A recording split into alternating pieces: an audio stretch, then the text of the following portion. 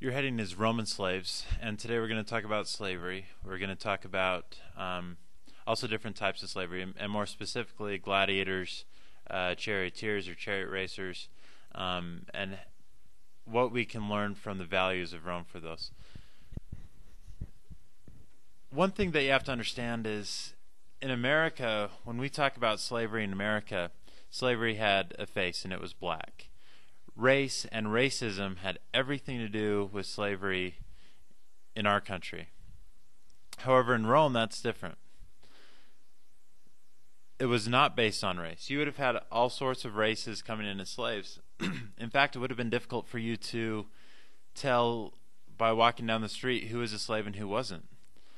Some slaves had lots of freedom and they could actually move about the city. And even the Senate thought about making a law that slaves had to wear a certain type of clothing so that people could identify them. And then they thought that'd be too dangerous for us. Well, the question is, why would that be too dangerous? They came to the conclusion that it would be too dangerous because these slaves would start realizing how powerful they were in numbers, and then they could actually overthrow the government or cause problems and riot.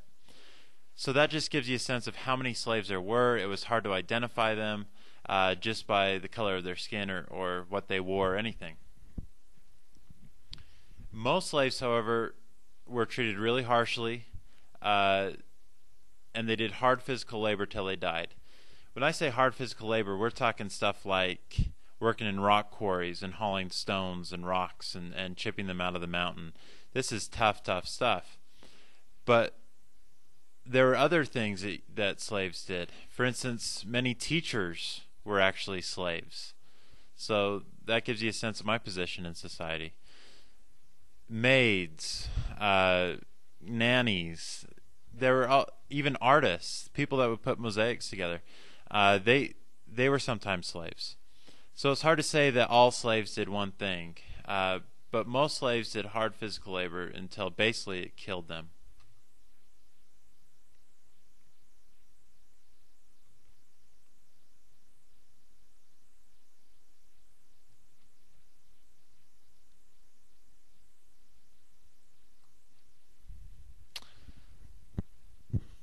Some slaves were chosen to be entertainers, chariot racers or gladiators, charioteers, I mean. Here on the top picture, this is called the Hippodrome, and this is where the chariot races would have been, and then there's a picture of a gladiator, obviously. So the question is, which was more popular back then? And the answer is that actually chariot races were more popular, surprisingly. Today it's the gladiator fights that are more popular as far as Hollywood goes. But back then, for a long time, it was actually chariot races. In fact, gladiator fights were basically the sideshow in between chariot races to kind of keep the crowd settled down. Colosseum is built, and then after that, gladiators become extremely popular. So here's a picture on the top of the site where the Hippodrome was, what it looks like today if you go there today. It's been basically completely torn down. On the bottom is what it would have looked like back in the day if you would have seen it. So that's a model of it. So the question is, how many people could they cram in there? And I say cram in there because that's exactly what they did. It wasn't as if you had armrests and wiggly. So at the very top, let's see how many people they put. About 250,000 people could be crammed into the Hippodrome at its largest state. Let's compare that to the Colosseum. The Colosseum, 50,000. Okay, still 50,000 is a lot. Idaho Falls has about 50,000 residents. So you could fit the entire city of Idaho Falls inside the Colosseum. Now let's look at the other stadiums here. At the very top, this is obviously a racetrack with some cars, and then football stadium, and then the largest baseball stadium there. So let's see numbers here. So the racetrack, we've got 250,000 Let's look at the football stadium. That's 107,000. And then baseball stadium, 57,500. Now these are fans seated very comfortably in these stands, right? They've got some wiggle room. They're not really crammed in there. I'm sure you could fit more than that, but you have fire codes and stuff like that. But as far as spectators, even today, the Hippodrome and the Coliseum would have been massive stadiums. So let's talk about some of the more details about gladiators. Where did they come from? Most gladiators were captured slaves. Some of them were debtors, or they owed people money, so to pay off their debt, they became gladiators. Some were condemned criminals. Just like America, Rome had the death penalty, except Rome used it a lot. And so the other thing is that they had fun doing it. Rather than us, when we execute a person, we put him in a room with two-way mirrors. Only a few people can watch. It's a very private thing, and we try to make it as painless as we possibly can. In fact, if you die from lethal injection, they put you asleep first, and then they kill you. Now imagine instead of doing that, we had a game show on national television where we basically have these criminals go through certain races, gauntlet races, where they basically are killed off one by one. And we'd have fun watching them do it. That's basically what the Romans did. They had a lot of fun killing their criminals. Another interesting thing is that some gladiators were actually free. They did it by choice, basically to make money for themselves, to become famous, and to get women. If you were going to become a gladiator, they just didn't take you off the rock quarries and throw you in the Colosseum.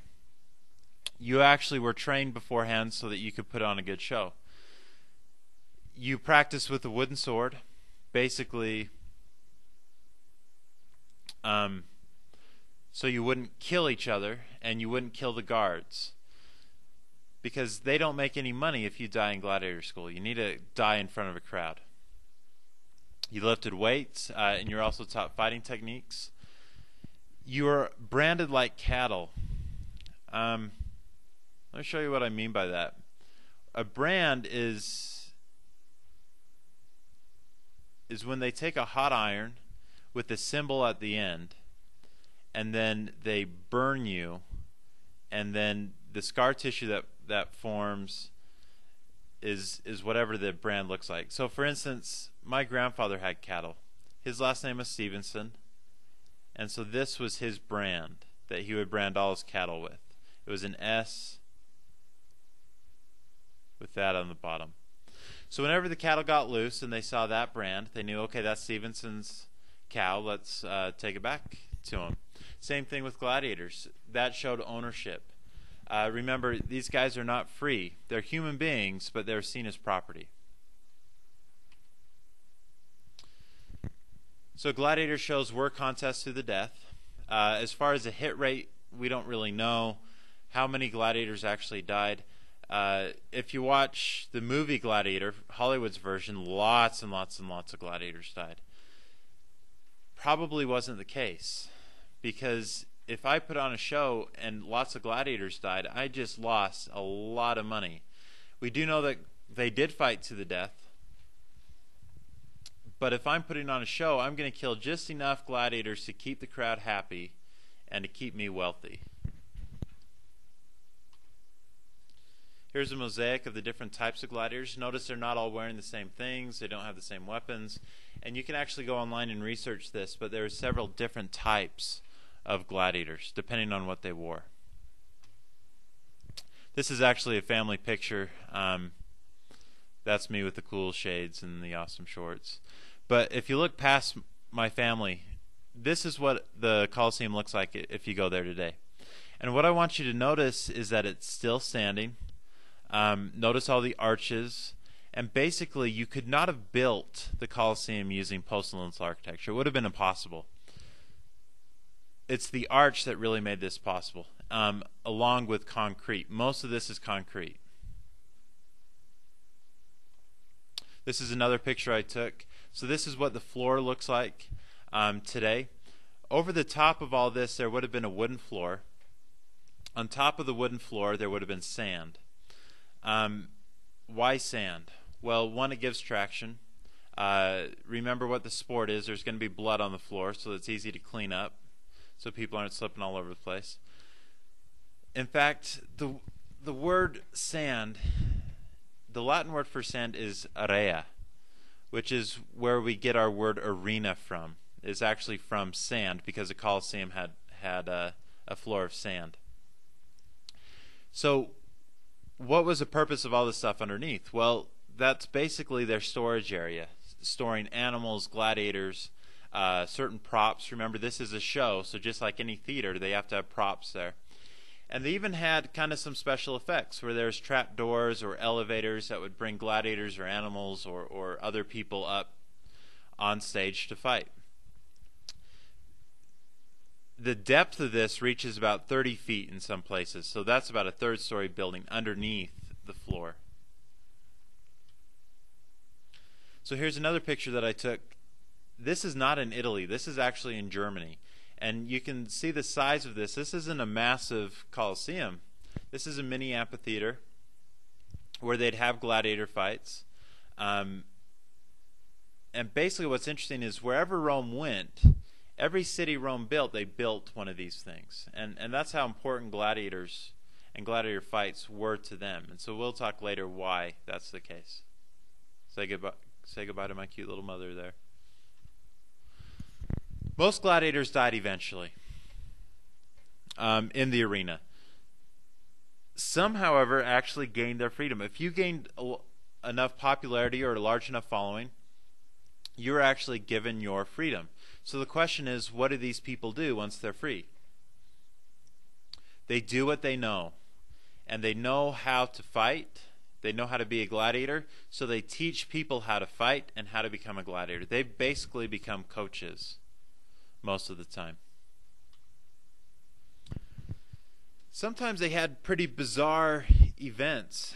In my classroom, I say, who would win between a hippopotamus and a rhinoceros? And it's amazing. That's all I have to say, and then immediately students start talking about it. And they're curious. They want to know. It's kind of a bizarre thing. It's something that they haven't seen before, and they don't know exactly who's going to win. So basically, that's what the Colosseum would do, is they'd have bizarre events sometimes to pack the seats, because people are curious. They want to see who's going to win. They'd also have public executions, criminals and Christians. Christians were seen as criminals because they refused to worship the Roman gods, which was a law. So they killed criminals in different ways.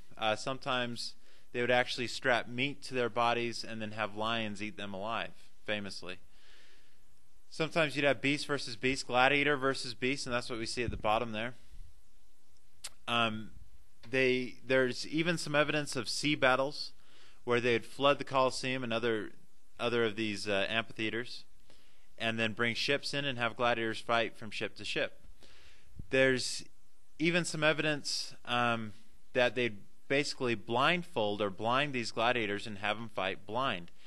They uncovered some helmets that didn't have eye holes in it, and so they think that they'd put those on gladiators and then have them kind of stumble around the Colosseum floor trying to kill people. They even had their own version of a rodeo clown, and it was a man normally dressed up in a costume that was black, and he would carry around a sledgehammer. And if someone was dying a slow death, he would basically finish him off and have fun doing it, make jokes about it as he went along. Here's a cartoon. This gets a lot of play about the thumb up or the thumb down. So the question is, what does that mean? If you watch a Hollywood movie, thumb up means let him live. Thumb down means kill him. Today we know that thumbs up means good, right? But back then we don't know if thumbs up was good, kill him, or good, let him live, right? So we don't really know what that means. In fact, there's even some evidence that what they did was they took their thumb and put it into their fist, meaning take your sword and put it into their body. Here's another picture. Notice behind the tiger how it has that trap door that we were talking about. So the question is, why do they do this? This is not an easy thing to do. Imagine if you want a lion in the Colosseum. Well, first off, you got to go to Africa, capture the lion. Don't kill the lion and drag him back. You have to capture him alive, bring him back to Rome, basically for him to put on a show and quite possibly die. So what's the point? Who is benefiting from the Colosseum? And it's not like today where spectators had to pay to get in. Almost all of these were absolutely free to the public. So then who's paying the bill? Well, part of it is politicians are paying the bill because they want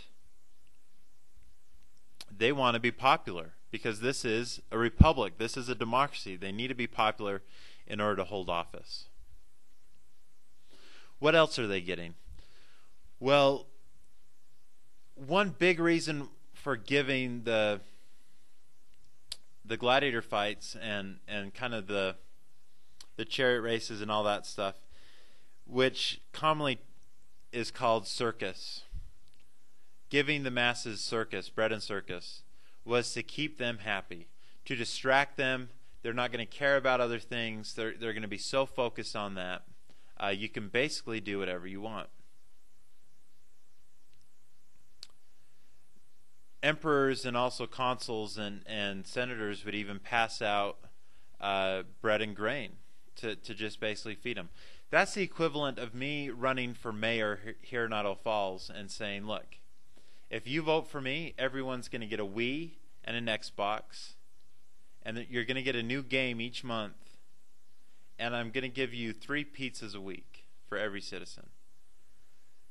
If I did that, I would win in a landslide. I'd be so popular. And basically, I would have the whole city in my hand. I could do whatever I wanted. And that's basically what they were doing back then. The other thing is they didn't want any hippies. They didn't want any war protests. And so in order to avoid that, they had these gladiator fights to get the people on their side, to get them to be a little bloodthirsty, to love war, and to show the value of strength and victory.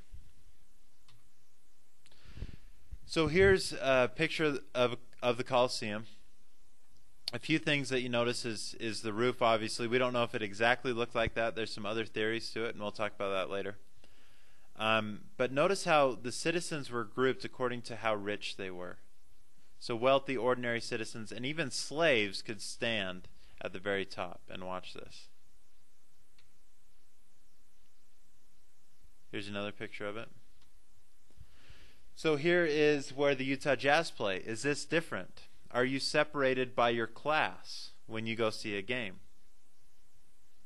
Well, the last game I saw was in section 107 at the very top, and I think I paid like $25 to go. That's all I could really afford. Now, I could have gone into my private savings and spent, $1,000 or whatever it costs to be on the front row, but really I'm not going to be able to do that. So even today, it's basically separated by class. That's the view that I had when I went to the game. So here's a quote right here. Few indeed are to be found who talk of any other subjects in their homes, and whenever we enter in a classroom, what else is a conversation of the youths? Well, what are the youths talking about? Well, they're talking about the gladiator fight the night before. Oh man, did you see that fight? That guy got his head chopped off. It was awesome. You got to go tomorrow. The Colosseum. Oh, that's the place to be. Did you see that Christian get eaten alive? Oh my gosh, he was screaming. They're eating him. Oh, it was terrible. You got to go see that. So the question is, are we any different from them? As far as youths, you guys are teenagers.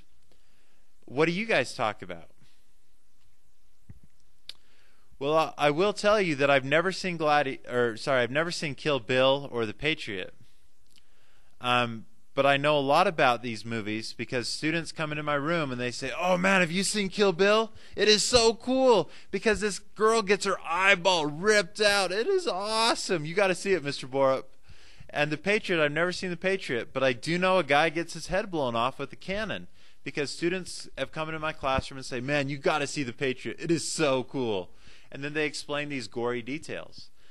I don't think we're far off.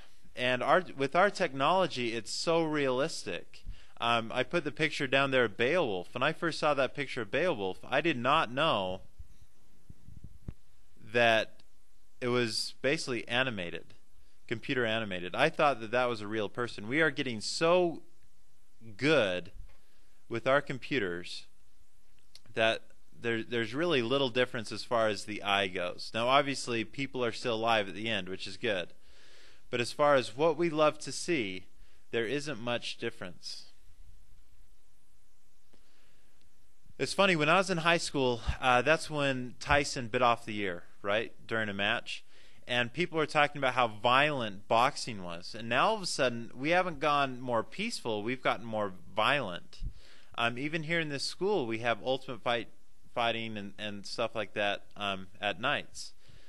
And so it's, even in our society, we're not getting less violent. I'd say we're getting more violent. Even in our video games. And in a video game, you're actually taking on roles. And so that's kind of interesting. Anyway, a few things to think about.